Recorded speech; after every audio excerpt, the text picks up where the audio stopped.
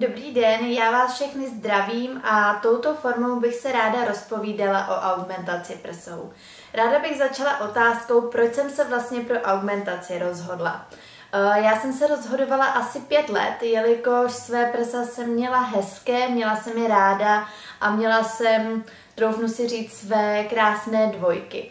No ale jelikož se pohybuju ve světě modelingu a strašně dlouho jsem tančila, tak jsem na stage nebo na módních molech potkávala slečny, které měly právě prsa udělané a začala jsem si všímat toho, že to vypadá v prádle například mnohem líp než mé přirozené prsa, protože nikdy jsem neměla ten hezký tvar.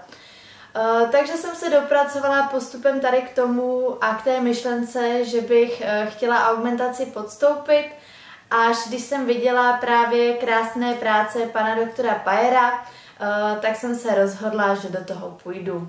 A mám je a jsem velice spokojená. Druhou otázkou bych navázala ráda k té první, proč jsem si vlastně zvolila pana doktora Payera.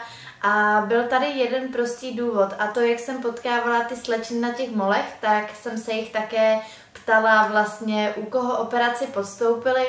A všechny prsa nebo dekolty, které byly udělané, se mi právě líbily od pana doktora Payera. Všechny holky ho vychválily a já jsem vlastně věděla, že je to on, jelikož pak jsem šla na konzultaci a prostě poznáte ten feeling, kdy je to ono. A já jsem chtěla hlavně přirozené prsa, chtěla jsem zanechat svůj tvar, jenom jsem ho chtěla větší. A pan doktor mi tady to všechno dokázal splnit, poradil mi, jakou velikost, aby mě to nerozšiřovalo, protože sama jsem docela útlá a já si myslím, že svůj účel to splnilo.